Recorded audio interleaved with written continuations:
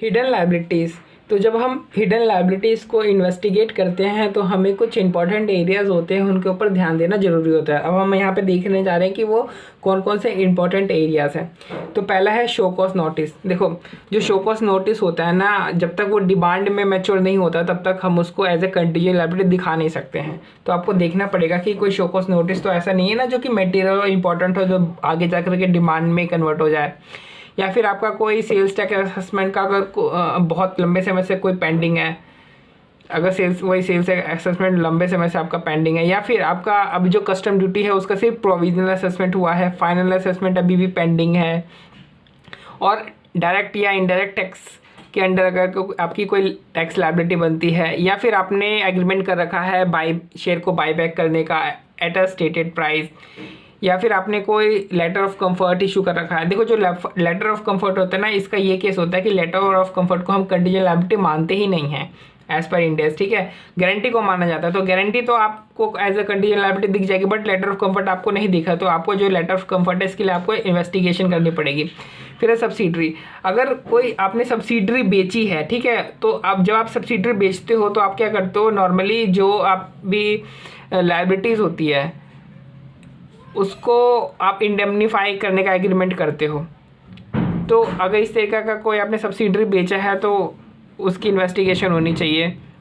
फिर अगर कोई आपका ग्रेचुटी या सुपर एनुएशन या लीव सैलरी है जो कि अनफंडेड है अभी तक, मतलब उसके लिए आपने कोई अलग से पैसा उठा करके अभी तक रखा नहीं है, फ्यूचर में आप रखोगे बट उसके पहले आप कंपनी बेच रहे हो तो अपनी, तो आपको ये चेक करना है कि अगर कोई ग्रेजुएशन सुपर एनुएशन लीव सैलरी है लायबिलिटी की तो अनफंडेड है कि नहीं है। अगर आपने कोई ग्रेचुटी की अगर इनकरेक्ट वैल्यूएशन कर रखी है तो बाद में क्या होगा, आपको करेक्ट वैल्यूएशन करनी पड़ेगी, तो आपको ज़्यादा पैसा देना पड़ जाएगा, तो आपको ये भी चेक करना पड़ेगा।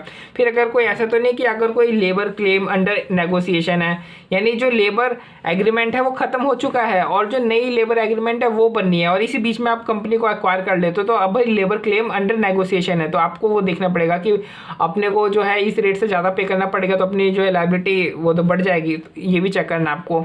फिर अगर कोई जो आपने प्रोडक्ट जो बेचा है उससे रिलेटेड अगर कोई आपकी वारंटी वाली लायबिलिटी है, या फिर कोई कंटीजेंट लायबिलिटी है जिसको शो ही नहीं कर रखा है, या फिर कोई एनवायरमेंटल से रिलेटेड कोई आपकी लायबिलिटी है, या कोई क्लेम आपके ऊपर कर रखा है किसी ने, उससे रिलेटेड कोई लायबिलिटी, तो ये सारी हिडन लायबिलिटी आपको इन्वेस्टिगेट करनी पड़ती है। तो हिडन लायबिलिटीज़ के ये सारे जो इंपॉर्टेंट एरियाज है इसको याद रखने के लिए हमने कहानी बनाई है, जिसमें एक सीए था जो कंपनी का डायरेक्ट एंड इनडायरेक्ट टैक्स का काम देखता था। उसने कस्टम ड्यूटी के साथ सेल्स टैक्स के सभी क्लेम्स पे कर दिए थे, लेकिन सेल्स टैक्स असेसमेंट के अकॉर्डिंग उसका सेल्स टैक्स अभी भी पेंडिंग था, जिससे वो थोड़ा परेशान था।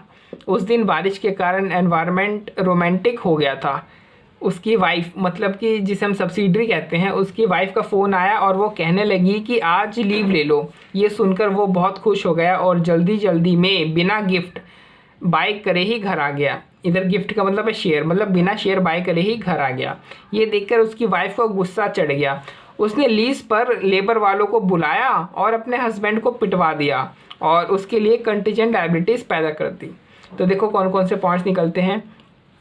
Tax liability under direct and indirect tax, फिर कस्टम ड्यूटी की अभी तो फाइनल असेसमेंट पेंडिंग है, फिर कोई क्लेम आपको पे करना है, फिर sales tax assessment long pending sales tax assessment यहाँ पे आपका आ जाएगा, फिर एनवायरमेंटल जो क्लेम्स है वो आ जाएगा, फिर यहाँ पे जो सब्सिडी जो आपने बेची है और उससे रिलेटेड जो आपने एग्रीमेंट किया है लायबिलिटीज़ को इंडेमनीफाई करने का, वो चीज़ें यहाँ पे आ जाएंगी। फिर ग्रेचुटी लीव या सुपर एनुएशन लीव अगर अनफंडेड है तो उससे रिलेटेड लायबिलिटी, फिर शो कॉज नोटिस तो खैर हमने बोला नहीं यहाँ पे, वैसे शो कॉज नोटिस भी होता है जो डिमांड में अभी तक कन्वर्ट नहीं हुआ है। फिर आपने शेयर बायबैक करने का आपने कोई एग्रीमेंट कर रखा है एट अ स्टेटेड प्राइस, फिर लीज लायबिलिटी अगर आपकी कोई है, फिर लेबर क्लेम्स जो अभी तक पेंडिंग है, अभी तक सेटल नहीं हुए हैं, फिर कंटीजेंट लायबिलिटीज़ जो आपने शो नहीं करी है बैलेंस शीट में। तो हमने ये सारे इंपॉर्टेंट एरियाज देखे हिडन लायबिलिटीज़ को इन्वेस्टिगेट करने का। तो अब इसका हम कनेक्टर देख लेते हैं कि सीए की वाइफ ने उसके लिए कंटीजेंट लायबिलिटी पैदा कर दी है। तो इससे हम सीए की वाइफ की स्टोरी में पता चल जाएगी, कंटीजेंट लायबिलिटी पता चलेगी कि जब भी कंटीजेंट लायबिलिटी का हमसे पूछा जाएगा तो अपने को सीए की वाइफ की जो स्टोरी है वो याद रखनी है।